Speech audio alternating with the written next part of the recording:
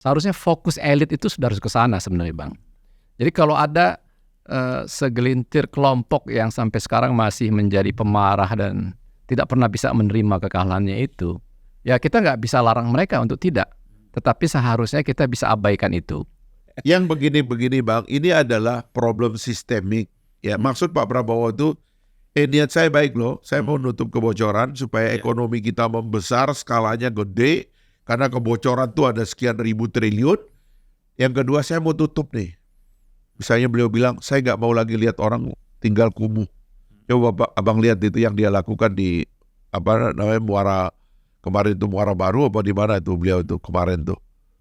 Dia bikin inovasi, ajak Unhan, ya kan? Nggak ada kumuh lagi, Bang. Kan kita ini selama ini makan ikan kan dari orang pesisir, Bang. Ikan-ikan kita ini dipasok dari pesisir. Tapi kalau orang pesisirnya kotor, rusak, Bang. Mau kayak apa kehidupan ini gitu loh. Tapi kalau orang di depan layar kayak kita ini, wah olo-olonya banyak, Bang. Kalau nggak ada Anda, wah ini bahaya katanya. Ya, ini nggak bagus. Ya kan? Anda satu-satunya yang bisa kita andal. Ini olo-olo semua, Bang. Ini timu-timu juga gitu.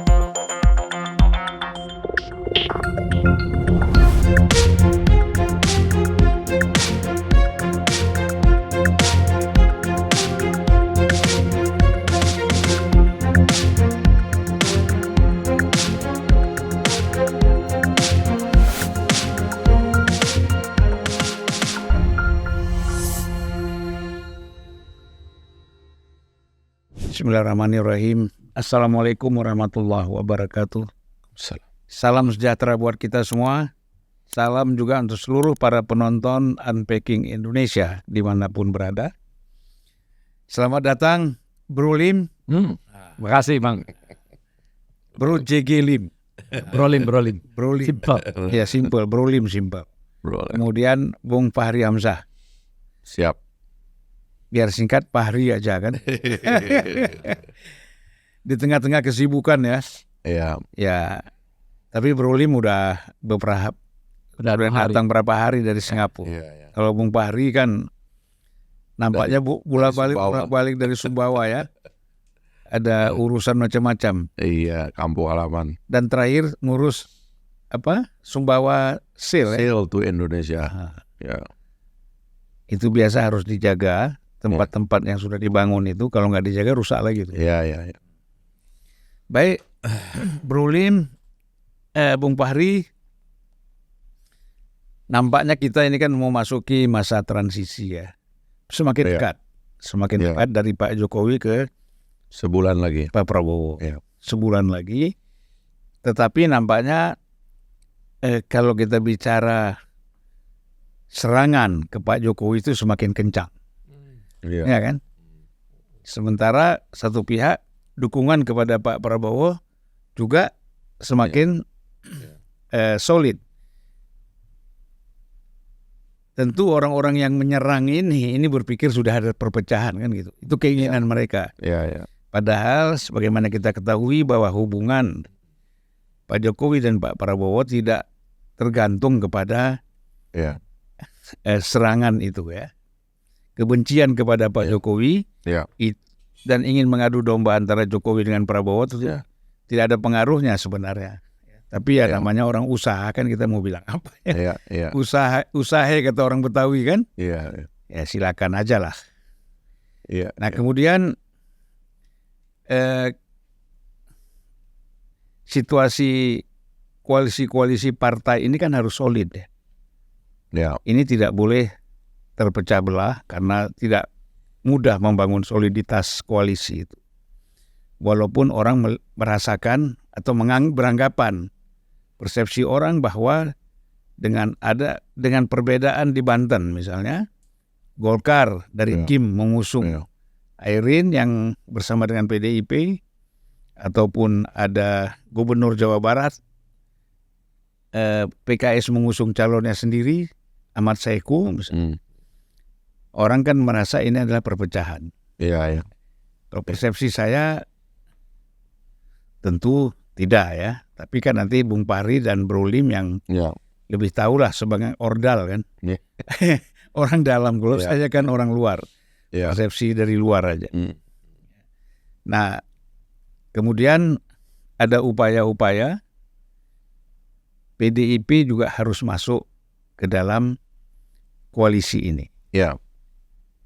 Nah, ini kan tentu nanti kita lihat bagaimana hasilnya.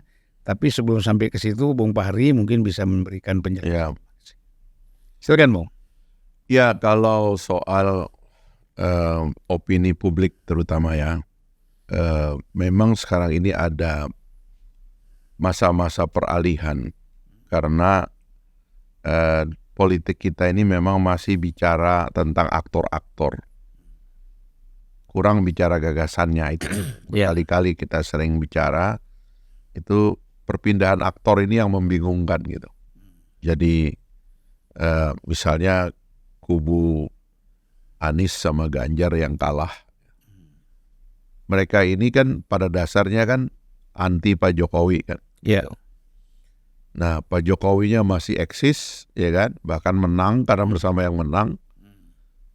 Anies sama Ganjarnya kalah, bersama yang kalah juga. Bersama yang kalah, dan kemudian inilah yang menciptakan pencarian baru. Bagaimana caranya ini mereka menemukan idol-idol baru gitu. Karena sepertinya Anies gagal juga masuk ke DKI, Ganjar tidak maju. Jadi saya mesti cari siapa nih sebagai idol untuk digarap sebagai medium bagi, ya mohon maaf ini, pelampiasan dari kecewa mereka kepada aktor lainnya gitu. Dan kebetulan aktor yang mereka sangat keselin ini adalah Pak Jokowi, karena Pak Jokowi sepertinya tidak seperti yang mereka inginkan. Kalau kubunya Anies jelas ini anti Pak Jokowi sejak lama.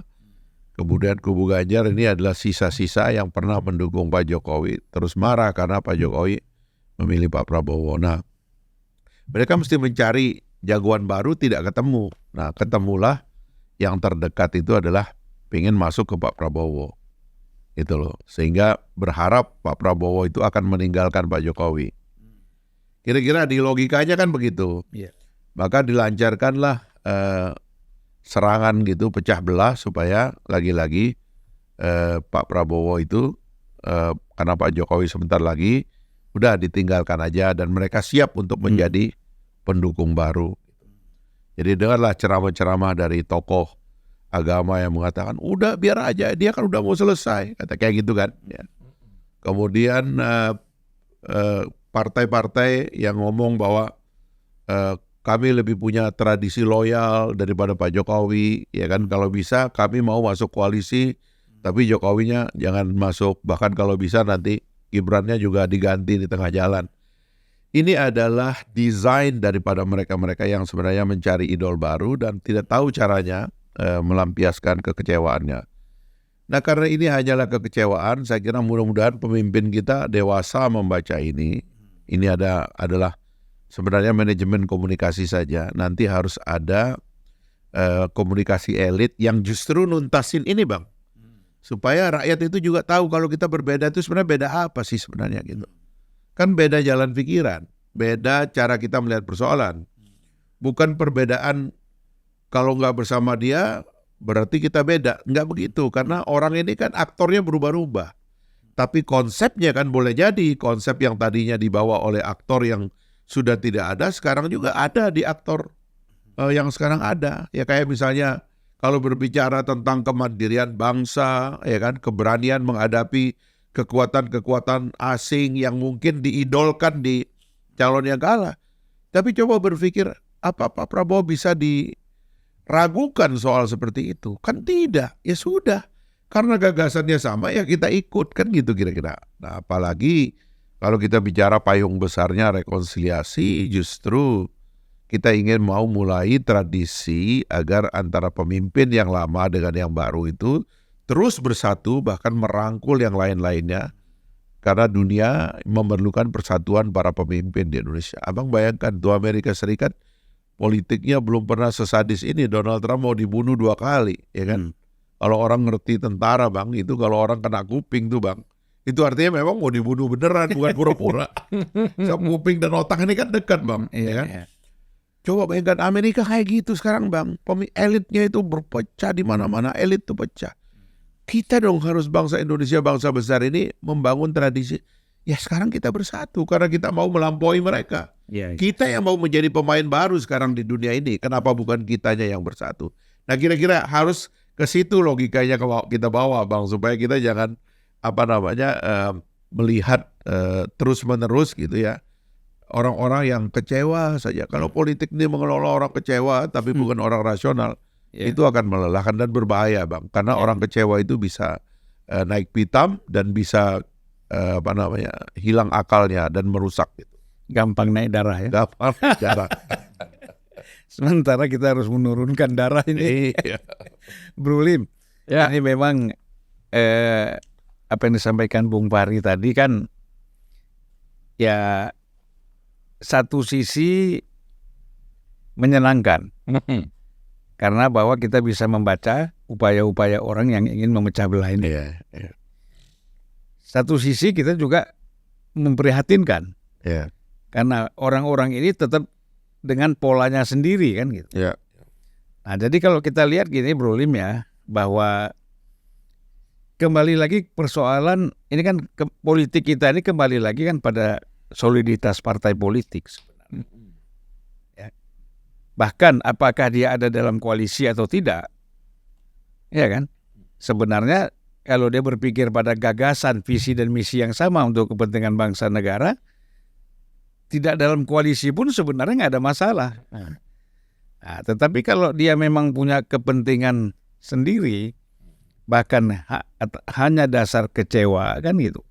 Nah, ini menurut saya bisa melemahkan, memperlambat lah paling tidak, bukan melemahkan, memperlambat apa yang kita ingin capai gitu. Nah, Bro Lim melihatnya seperti apa ini? Ya kira-kira mirip seperti yang Bro Fahri sampaikan tadi, Bang Julvan. Hari ini kalau kita mau lihat ya situasi di media sosial itu kan praktis sebenarnya yang tersisa itu adalah sekelompok orang kalah yang kemudian tidak pernah bisa menerima kekalahannya dengan besar hati dan akan selalu bolak-balik dan cenderung sudah mulai membosankan sekarang. Bolak-balik isunya sama, bolak-balik urusan MK, bolak-balik urusan Paman, bolak-balik urusan Gibran, bolak-balik urusan Pak Jokowi. Kira-kira mereka memproduksi isu-isu yang sebenarnya itu lebih tepat lahir karena kemarahan aja, karena mereka nggak terima kekalahan. Nah, kelompok ini kita nggak bisa bilang bahwa mereka nggak boleh ada. Dalam realita demokrasi kita hari ini, yang seperti ini pasti akan selalu ada, Bang. Nah, cuma bagi pemimpin kita berikutnya kepada Pak Prabowo, tentu Pak Prabowo akan lebih suka mengakomodir orang-orang atau kelompok-kelompok atau parpol yang kemudian mau bersama dia untuk menghadapi tantangan besar negara kita ke depan ini. Kan ada 2 hal yang sebenarnya berbahaya buat kita sekarang ini. Isu global misalnya, kalau perang di Ukraina dan di Israel itu masih berlangsung dan makin membesar, itu tentu betapa piawainya pun kita menyiapkan masa depan negara kita. Kalau itu makin membesar, tentu itu akan membuat kita juga nggak bisa survive dengan semua rencana kita, Bang. Nah, yang kedua, yang menjadi tantangan bagi kita adalah soliditas internal kita gitu. Modalitas Pak Prabowo hari ini sudah lebih dari cukup lah. Sudah sangat solid kalau kita lihat, sudah sangat kokoh Artinya kalau ada tantangan menuju Indonesia maju itu memerlukan soliditas, stabilitas politik yang mapan, dan lain-lain, itu sebenarnya sudah modalitasnya untuk itu sudah ada. Nah, ditambah lagi sebenarnya program-program yang Pak Prabowo kampanyekan dari pemilu yang lalu, seperti makan siang gratis, kemudian melanjutkan ibu kota secara maksimal misalnya, itu juga bisa menjadi kekuatan untuk mencapai target growth ekonomi kita yang cukup optimistik 8% itu, Bang. Karena kalau memang nanti Pak Prabowo bisa mendatangkan pendanaan untuk IKN itu secara maksimal, itu kan juga akan ada persebaran uang yang besar di sana, ditambah juga dengan suksesnya program makan siang itu juga ada penyebaran uang yang merata di seluruh Indonesia itu kan. Nah, dua ini ditambah juga program-program lama yang sudah Pak Jokowi kerjakan, infrastruktur yang sudah banyak selesai dan kemudian masih akan menuju penyelesaian, itu kan juga modalitas besar juga buat Pak Prabowo untuk mencapai growth ekonomi kita yang 8% itu targetnya begitu. Nah, sebenarnya seharusnya sebagai bangsa yang mau negara kita ini menjadi negara maju, kita mau negara ini menjadi negara yang bisa mensejahterakan rakyatnya, seharusnya fokus elit itu sudah harus ke sana sebenarnya, Bang. Jadi kalau ada segelintir kelompok yang sampai sekarang masih menjadi pemarah dan tidak pernah bisa menerima kekalahannya itu, ya kita nggak bisa larang mereka untuk tidak. Tetapi seharusnya kita bisa abaikan itu. Kita kemudian fokus untuk membicarakan gagasan-gagasan besar yang harus kita kerjakan dan mendukung Pak Prabowo maksimal atas cita-citanya menjadikan Indonesia menjadi negara maju yang hebat, Bang, gitu. Harusnya semua diskusi kita, semua diskursus kita, semua pembicaraan elit seharusnya sudah mulai bagaimana bisa menuntaskan itu, bagaimana kemudian bisa itunya semua program itu berhasil. Harusnya sudah ke sana concern kita. Kalaupun ada perdebatan, ada kritik, ada itu sudah harusnya di gagasan itu, Bang. Di program-program itu harusnya begitu. Yeah. Nah, jadi keriuh rendahan di medsos soal MK, soal Mas Gibran, soal Pak Jokowi dan lain-lain, menurut saya ini nggak akan pernah bisa hilang. Jadi biarkanlah ini menjadi warna yang berbeda yang memang harus kita tinggalkan. Kita biarkan saja dan kita kemudian fokus ke depan begitu. Itu sih yang saya lihat seharusnya yang Pak Prabowo dan tim mulai fokus ke depan gitu, Bang. Iya, sebenarnya kan kalau kita bicara orang-orang yang terus berteriak karena kekecewaan ini kan nggak banyak. Ya, nggak banyak sebenarnya kan. Katakanlah yang paling kecewa di sini PDIP. Ya. Dan tentu yang kecewa lagi pribadinya Anies. Ya. Karena kalau kita bicara partainya kan semua sudah bergabung. Ya. Jadi Anies dan PDIP kan gitu. Ya. Yang kita rasakan memang masih memunculkan kekecewaan-kekecewaan mereka. Saya setuju sekali dengan apa kata Bro Lim bahwa ini sebenarnya tidak perlu terlalu dihiraukan. Betul. Gitu kan. Ini kan ibarat pengamen ini. Ya. Pengamen itu kalau terus di jalan itu dia main depan mobil atau depan motor dikasih uang, dia nggak main terus. Kalau didiamkan dia kan pergi sendiri. Nah, ini kan yang marah ini kita anggap aja sebagai pengamen ya. Ya. Nah, menurut Bung Fahri ya, bagaimana sikap Pak Prabowo misalnya melihat persoalan ini? Ya kan kita kan harus apakah dia ini toleran misalnya atau memang tegas, ya kan? Ya. Yang kita harapkan apa sebenarnya? Ya, kalau pertama-tama kalau soal kebisingan itu memang dunia tempat kita hidup sekarang ini, karena setiap orang punya kebebasan di ujung jarinya untuk menulis apa saja yang dia mau. Bahkan sekarang ada TikTok di mana orang bisa membuat video apa saja yang dia mau. Dan itu yang saya setuju tadi dari Bro Lim nih, supaya udahlah itu dibiarkan aja lah. Karena itu realitas dunia kita sekarang ini. Yeah. Tapi jangan kemudian terbawa. Kayak misalnya contoh kasus saja, orang mempersoalkan ijazah Pak Jokowi. Sampai sekarang kan ada yang masih pergi ke pengadilan segala macam. Terus dia merasa karena Pak Jokowi nggak datang atau nggak kirim lawyer, ini artinya benar katanya. Nah, Maka begini. Jadi nggak, itu orang kan mutar dengan dirinya sendiri aja. iya. Apa urusannya mesti Pak Jokowi klarifikasi ke pengadilan?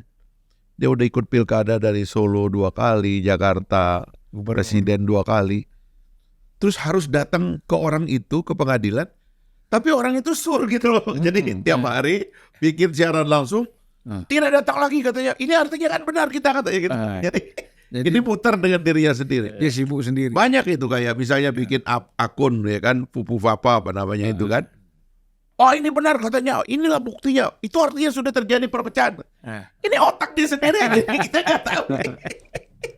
Sibuk aja. Iya. Dan macam-macam ya dia kembangkan ya kan. Ya apa soal orang naik ke private jet dan sebagainya gitu. Ya kalau bicara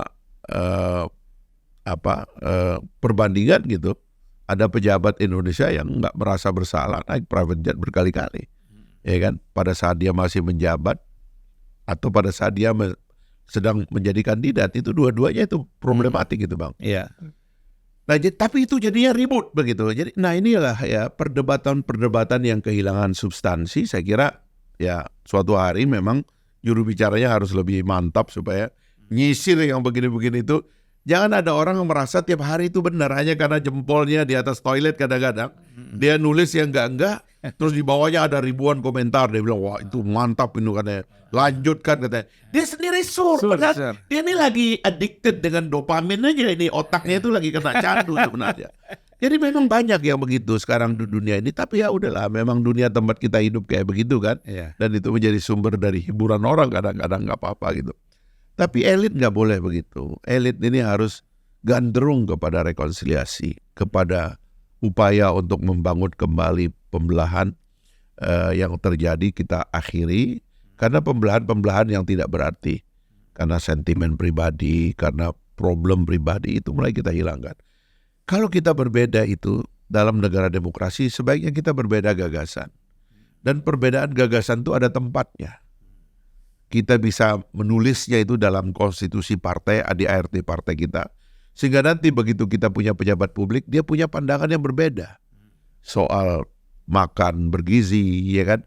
Soal pajak, soal impor, ekspor, soal hilirisasi, apakah kita perlu kepada mengirim bahan mentah atau ngolah sendiri. Itu ada teori ekonomi di belakangnya Bang. Dan enak kalau berdebatnya itu. Keluarlah angka-angkanya.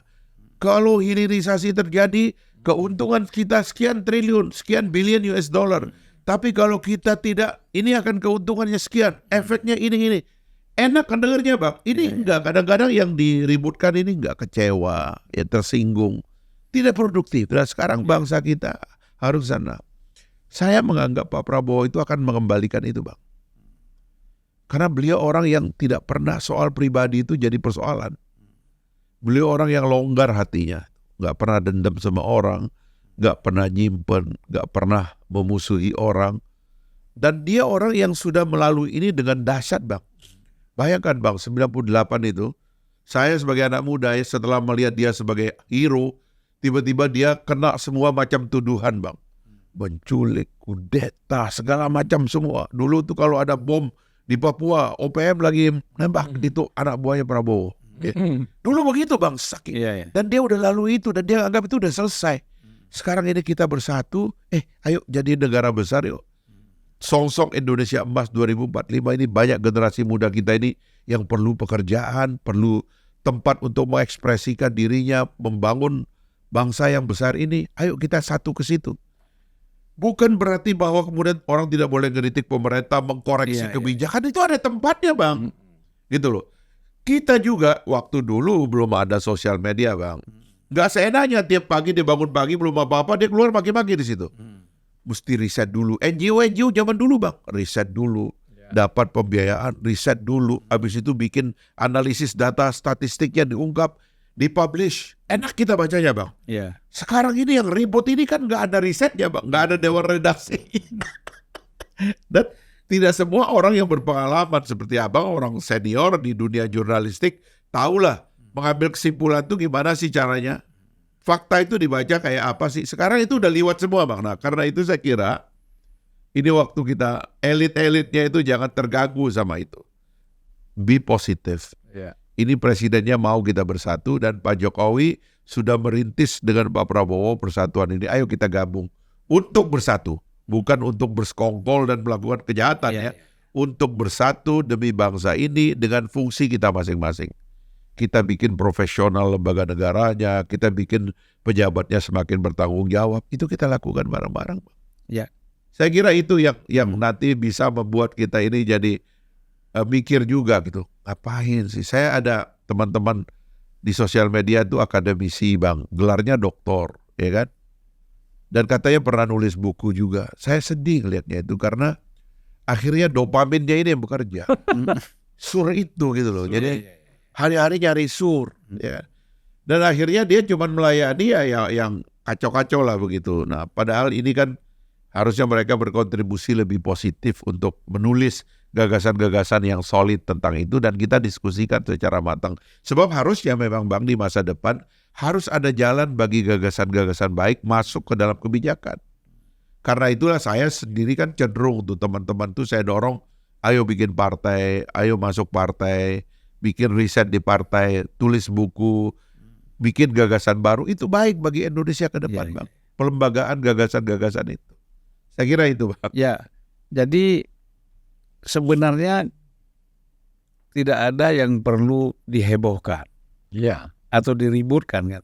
Ya. Begini Bro Lim, ini kan sering sekali di media sosial ini kita lihat seolah-olah wah Prabowo mau ketemu Mega, Mega nggak mau, kan gitu. Jadi berkali-kali Prabowo minta ketemu Ibu Mega menolak, belum mau menerima. Jadi seolah-olah memposisikan PDIP ini sebagai yang sangat penting, ya kan? Perlu ya, tapi kalau penting kan belum tentu kan.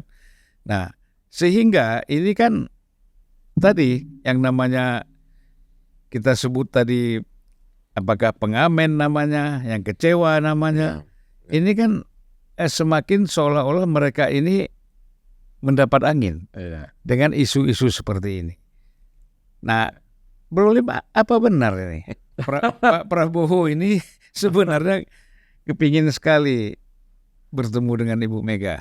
Saya nggak punya data mengenai itu, Bang Julvan. Tetapi logiknya, Bang Julvan, kalau menurut saya ya, kalaupun itu terjadi permintaan-permintaan tadi oleh Pak Prabowo kepada Ibu Mega, mungkin sebelum Pilpres lah. Oh, sebelum Pilpres ya. Tapi harusnya setelah Pilpres, saya belum pernah dengar ada cerita seperti itu. Kalau saya lihat sih sebenarnya bagi Pak Prabowo, dia tentu ingin semuanya bergabung bersama-sama membantu dia karena tantangan besar yang kita hadapi sebagai bangsa untuk menuju negara maju ini. Tetapi lebih penting lagi bagi Pak Prabowo adalah siapapun yang bergabung harus satu barisan sama dia, harus satu visi sama dia, harus sama-sama tujuannya dengan dia, nggak boleh punya selera sendiri. Kalau mau taruh menteri juga nggak bisa menterinya harus loyal kepada yang naro, harus tetap kepada Pak Prabowo semuanya. Loyal kepada presiden. Harus loyal kepada presiden karena itu nggak mungkin. Nah, pengalaman Pak Jokowi 10 tahun menjadi presiden itu kan juga memperlihatkan bahwa ada saja partai-partai yang kemudian menganggap bahwa orang-orang yang dia tempatkan dari partainya di kementerian itu harus loyal kepada dia. Seharusnya kan dia yang harus menugaskan dan menegaskan kepada kadernya itu untuk kamu saya taruh menjadi menteri di tempatnya Pak Jokowi, kamu harus loyal kepada Pak Jokowi gitu. Harusnya kan seperti itu, Bang Julvan. Karena memang ya begitulah seharusnya di negara kita, di negara yang mempercayai kita dengan sistem republik seperti hari ini, bahwa presiden itu begitu harus menjadi leader utama begitu untuk menyelesaikan semua persoalan. Nah, pembantunya ya harus loyal kepada dia, jangan loyal kepada ketua umum partai yang menempatkan menterinya di sana. Nah, saya juga percaya bahwa Pak Prabowo pasti akan memprioritaskan semua parpol yang betul-betul mau percaya dan mempercaya dia untuk memimpin. Jadi kalau ada parpol datang kepada dia ingin bergabung dengan syarat macam-macam nih Bang. Misalnya syaratnya saya harus menteri yang saya mau ini, dan orangnya harus ini. Terus syarat keduanya saya nggak mau terima wakil presidennya. Saya rasa berat lah itu Bang. Gitu loh. Bagaimana mungkin gitu. Seorang Pak Prabowo harus mengakomodir orang yang datang untuk mendikte mendikte hal yang harus menjadi privilege-nya dia untuk dia eksekusi sendiri gitu. Itu udah gak mungkin menurut saya. Siapapun atau sebaik apapun orang itu, kecuali dia memang desperate sekali, bahwa dia sekarang masih 40%, ada partai 11% menawarkan untuk bisa 51% supaya dia majority, mungkin dia masih bisa lah didikte dengan permintaan-permintaan seperti tadi. Tapi kalau posisi Pak Prabowo hari ini, logiknya bagaimana Bang? Oh saya mau gabung nih tapi harus ini. Nggak mungkin Bang. Sepanjang pengetahuan saya, parpol-parpol yang belakangan datang nih Bang, seperti Nasdem, PKB, dan PKS bahkan, menurut saya kalau dari info ya mungkin saja salah Bang ya, mereka nggak ngotot minta apapun Bang. Benar. Mereka ingin bergabung dan bersama-sama mendukung kepemilinan Pak Prabowo agar Pak Prabowo sukses sebagai presiden. Karena sukses Pak Prabowo sebagai presiden itu artinya negara kita menjadi negara maju, rakyat menjadi sejahtera, dan itu tujuan semua parpol yang berdiri di Indonesia Bang. Itu kira-kira yang ada di benak 3 parpol terakhir yang ikut mendukung Pak Prabowo gitu. Jadi kalau saya ibaratkan ya situasi hari ini sebenarnya seperti, kalau dikecilkan nih Bang, seperti kayak sepak bola kita. Sepak bola kita ini masih aja meribut. Ada saja orang-orang yang masih meributkan soal naturalisasi. Gitu. Itu kan gak masuk akal Bang. Mereka kan kalau mereka pengamat sepak bola atau mereka orang yang mau concern dengan sepak bola, artinya kan mereka bisa lihat. Bahkan negara seperti Prancis aja pernah di satu pertandingan misalnya, mungkin nggak ada orang berdarah Prancis 100% tuh di situ. Gitu. Udah campur aduk, ada dari Afrika, ada dari Asia, macam-macam itu. Inggris juga begitu. Jerman yang tadinya hampir bisa dibilang nggak ada kulit lain selain kulit putih, juga mulai berwarna. Gitu. Jadi gimana masih memperdebatkan soal ini dan kemudian mengatakan bahwa sepak bola Indonesia sekarang ini bisa berkembang pesat itu terang aja karena naturalisasi loh. Naturalisasi ini kita terima udah 3 periode kepemimpinan ketua umum yang lalu kok gitu. Nah cuma baru berhasil sekarang karena ada ketua umum yang cukup disiplin untuk memilih pemain yang bagus, terus kemudian punya kemampuan juga untuk bagaimana meyakinkan mereka menjadi pemain di Indonesia. Dan kemudian ketika menjadi pemain Indonesia mereka lihat atmosfer sepak bola kita begitu dahsyat. Jadi memang ada keinginan besar dari para diaspora sepak bola kita ini bahwa bermain menjadi pemain nasional di klub di negara Indonesia itu membanggakan karena ada rakyat Indonesia yang memang 70% adalah penggemar bola. Dan kalau kita lihat pertandingan terakhir itu di Stadion Utama kan luar biasa merinding itu Bang. Gitu. Itu kan bikin semua pemain naturalisasi itu kenapa nggak dari dulu kita nih membela Indonesia begitu. Dan bahkan saya ada tahu satu cerita Bang, Justin Hubner dan Ivan Jenner itu, dia punya sahabat satu lagi yang sebenarnya udah dari dulu itu menginginkan bisa menjadi pemain nasional Indonesia, keturunan Indonesia juga, saya lupa namanya. Sayangnya dalam proses naturalisasi itu dia kecelakaan mobil, jadi dia meninggal dunia.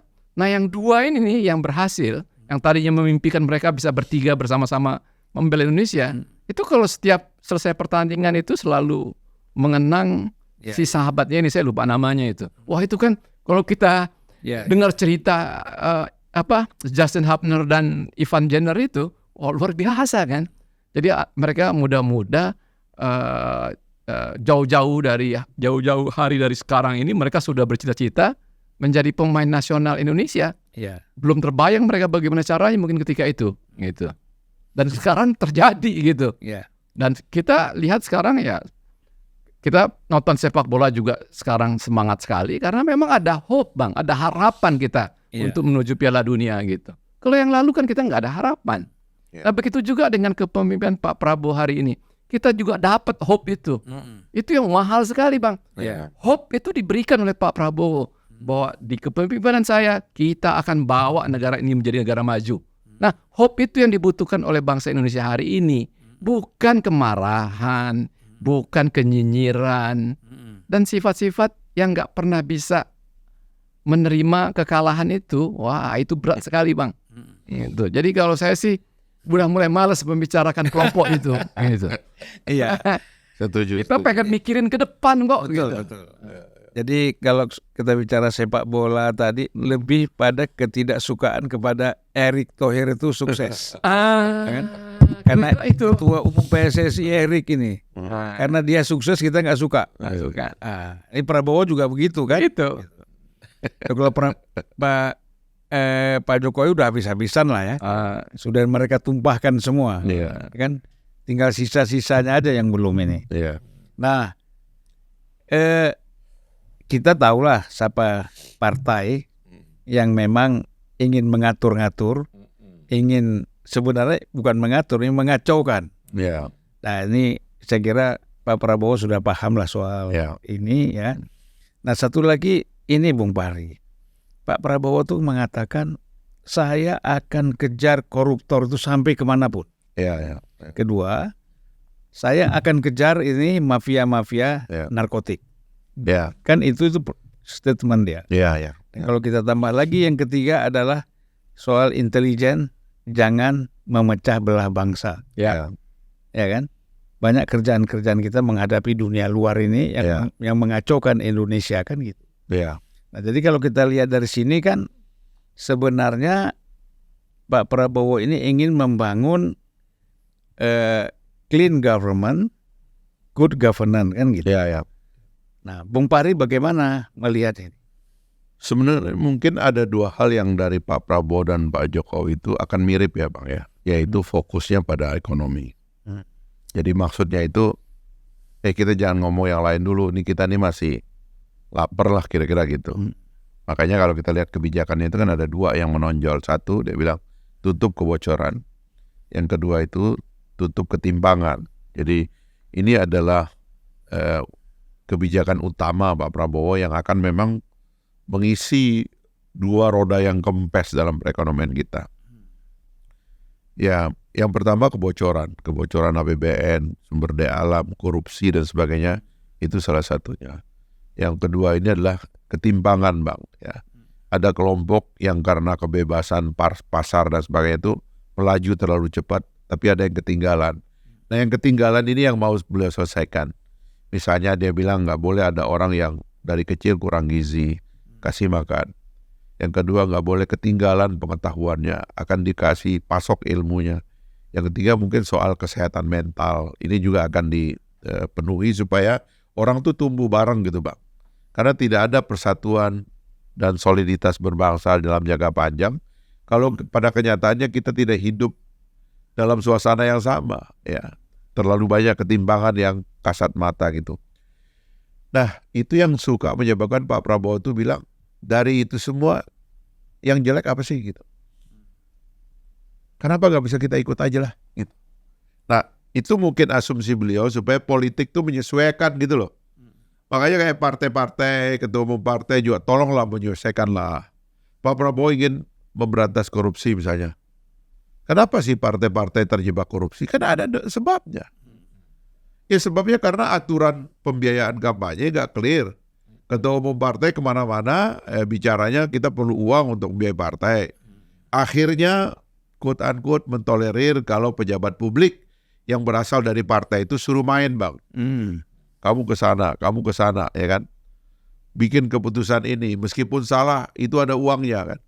Kan ini yang kasarnya kalau kita positif kita bilang, oh ya oke Pak Prabowo kita ikut aja. Kita juga nggak mau nih partai jadi jelek citranya, ayo kita bersihkan satu-satu. Gimana caranya partai itu? Kalau menurut saya cuma dua. Biayai partainya pakai APBN, selesai itu. Perlu berapa sih? Tolong kegiatannya juga yang rasional dong. Pelatihan, bikin buku, kaderisasi. Itu kerjaan partai, sekali-sekali mungkin nanti kerja bakti ngurusin masyarakat, ya kan? Itu pekerjaan partai. Bayar pakai APBN, Bang. Ya kan? Mentraining anggota partai itu kan bagian dari Undang-Undang Pendidikan Nasional yang mandatori 20% dari APBN harus kita keluarkan. Keluarinlah untuk kaderisasi pemimpin bangsa di masa yang akan datang. Tapi kita training secara positif. Daripada orang kita tunggu masa kampanye baru direkrut, bikinlah itu, biayain, Bang. Itu nggak ada masalah dan nggak seberapa kok itu. Iya. Yang kedua ya tinggal kita sebagai elit partai menyesuaikan. Itu yang saya bilang. Coba kita renungkan deh. Di negara-negara demokrasi yang maju itu, Bang, nggak ada ketua umum partai yang dikenal, Bang. Nggak dikenal memang. Iya, iya. Kerjanya tuh di dapur. Sistem fundraising, kemudian kaderisasi, nulis buku, bikin training, ya kan? Promosi anak supaya misalnya pergi kursus ke negara demokrasi yang matang, ikut training di Eropa, belajar sistem kepartean di mana. Sebagai calon pemimpin bangsa, Bang, dia di dapur aja. Politik ini dia nggak urus, Bang, karena yang urus politik ini adalah orang yang dipilih rakyat. Kita ini repotnya adalah politik kita sangat dipengaruhi oleh orang yang nggak dipilih rakyat. Sebenarnya itu nggak boleh, Bang. Itu timpang itu dalam negara demokrasi. Nah, tolong yang begini kita mulai introspeksi lah. Sistemnya kita perbaiki, Bang. Tukang masak, tukang dapur menyajikan makanan juga kan. Itu dia, kadang-kadang ikut nyicip juga. Nyicipnya bukan sedikit. Bukan sedikit, ikut banyak. Nah, yang begini-begini, Bang, ini adalah problem sistemik. Ya, maksud Pak Prabowo itu, niat saya baik loh. Saya mau nutup kebocoran supaya ekonomi kita membesar, skalanya gede. Karena kebocoran tuh ada sekian ribu triliun. Yang kedua saya mau tutup nih. Misalnya beliau bilang, saya nggak mau lagi lihat orang tinggal kumuh. Coba abang lihat itu yang dia lakukan di Muara kemarin itu, Muara Baru apa di mana itu beliau itu kemarin tuh. Dia bikin inovasi, ajak Unhan, ya kan? Nggak ada kumuh lagi, Bang. Kan kita ini selama ini makan ikan kan dari orang pesisir, Bang. Ikan-ikan kita ini dipasok dari pesisir. Tapi kalau orang pesisirnya kotor, rusak, Bang. Mau kayak apa kehidupan ini gitu loh. Sementara harusnya mereka itu ada di garis terdepan untuk mengawal kalau ada persoalan di garis pantai kita. Penyelundupan, infiltrasi dan sebagainya. Beliau bikin rumahnya. Beliau bilang, saya nggak mau lihat lagi rumah yang kumuh. Orang seperti tinggal di gubuk, di shelter. Dia mau bangun itu. Pertanyaan berikutnya, jelek apa keputusan ini? Ya. Ya kalau jelek, kalau nggak jelek ya dukung dong. Positif lah kita. Nah, tolong politiknya juga menyesuaikan gitu loh. Jangan kemudian politik ini yang bagus juga diganggu gitu loh. Kalau politik itu artinya mendukung yang baik, ya kan, mengurangi yang buruk, sih oke. Tapi ini kelihatannya yang bagus-bagus, masa orang mau rekonsiliasi diganggu? Diisukan pecah, udah ditinggal katanya gitu, udahlah katanya. Pak Jokowi sebentar lagi ditinggal, Pak Prabowo udah jalan, udah sama kita sekarang. Ada yang sampai ngomong begitu, udah kembali ke kita sekarang. Akhirnya kayak gini-gini, Bang, gila-gila kayak gini ini kita harus introspeksi bareng-bareng. Tepat, ini gila-gila. Kan gak nyebut nama, Bang. Iya, iya. Gimana nih Bro Lim? Soal kelompok yang gila-gila. Walaupun tadi Bro Lim sudah mengatakan bahwa malas bicarakan mereka. Ya kan? Tapi saya kira kita kan harus berikan solusi. Iya, saya sih pikir ya, Bang. Mungkin mereka ini mungkin ya, ini dugaan saya. Harapan mereka ini sekarang adalah Pak Prabowo dilantik menjadi presiden, Pak Jokowi sudah tidak lagi menjadi presiden, dan saat itu mereka berharap Pak Prabowo akan meninggalkan Pak Jokowi, melupakan Pak Jokowi. Itu yang mereka harapkan sekarang. Sekarang kita anggap saja, Bang, itu terjadi, Bang. Salahnya di mana? Iya. Kan bukan berarti kalau Pak Prabowo melupakan atau meninggalkan Pak Jokowi, artinya mereka bermusuhan, kan enggak juga. Iya. Kan memang harus Pak Jokowi pensiun sudah. Dia sudah 10 tahun mengabdi buat bangsa ini, buat negara ini. Ya saatnya lah Pak Jokowi juga diperbolehkan menikmati hari-harinya merdeka. Bisa keliling-keliling menemui para relawannya. Kan beliau kan sangat senang tuh, Bang, bertemu dengan masyarakat datang ke rakyat bawah. Ya, biar Dan itu dia sudah bilang kan, minta maaf kepada para relawan yang selama ini saya mungkin sangat terbatas berkomunikasi. Nanti kalau saya sudah tidak menjabat lagi, kita lebih intens berkomunikasi. Dan relawan juga senang kan. Iya, dan persoalan di kita itu adalah orang suka karena kebencian kepada Pak Jokowi, kemudian membutakan mata hatinya atas apapun yang lain. Padahal kan nggak harus begitu. Harus dibedakan antara kebencian itu dengan realita lapangan begitu. Kalau sekarang udah nggak berdiri di pijakan yang realita itu, Bang. Mereka sudah di imajinasi mereka. Imajinasi mereka itu akan ada begini, akan ada begitu, akan ada permusuhan, akan ada perdebatan. Jadi berangkat dari imajinasi. Itu yang berkali-kali Pak Prabowo bilang kan kalau di pidatonya. Dan mereka nggak mau percaya itu. Kan Pak Prabowo selalu bilang, kok orang-orang itu lebih ngerti saya dibandingin saya sendiri, dia bilang kan. Podcast terus. Berkali-kali Pak Prabowo ngomong begitu, tapi mereka tetap nggak bisa dianggap itu Pak Prabowo kan ini ngomongnya halus, harus begitu, harus. Nah Pak Prabowo sendiri sudah tegaskan, saya ini bukan orang yang bisa basa-basi, saya ini harus ngomong apa adanya. Tetap aja dia bilang Pak Prabowo lagi basa-basi. Dan yang saya juga menonton beberapa di media sosial, beberapa orang ya dianggap sebagai tokoh gitu loh. Termasuk yang bicara ini adalah Pak Mahfud MD misalnya, mantan Menko Polhukam, kemudian seorang guru besar politik dan hukum kan gitu. Dia sempat mengatakan bahwa Pak Prabowo nanti tidak boleh menghambat ketika Jokowi harus dihukum. Wah, ini kan apa lagi? Aduh, gimana nih Bung Parni kayak begini nih? Itu menurut saya sih, mari kita introspeksi. Jadi saya mohon maaf ya, Anies Baswedan, Mahfud MD, Ganjar dan kawan-kawannya itu adalah korban dari sistem. Jadi jangan ambil pribadi. Kita sendiri yang menyebabkan kita sampai ke situ. Nothing to do dengan Pak Jokowi. Ya kan? Jadi jangan titipkan kemarahan itu kepada Pak Jokowi. Karena Pak Jokowi sendiri adalah bagian dari sistem. Ya.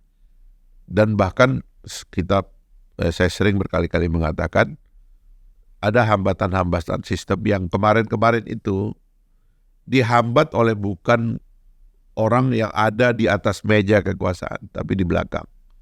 Nah inilah yang kita introspeksi. Kalau kita mau karir orang itu jelas, masuk politik itu clear, kapan masuk, kapan keluar, pintunya jelas gitu. Jangan ada orang yang tiba-tiba, ya kan? Mohon maaf ini kayak Anies Baswedan tiba-tiba, terus jatuh begitu. Itu nggak boleh begitu. Kita harus ada pintu masuknya, harus ada pintu keluarnya, ya kan? Ada jendelanya juga kalau kita mau ngambil nafas atau apa. Ya kayak Pak Mahfud juga. Itu kan juga prosesnya kan mengejutkan gitu loh.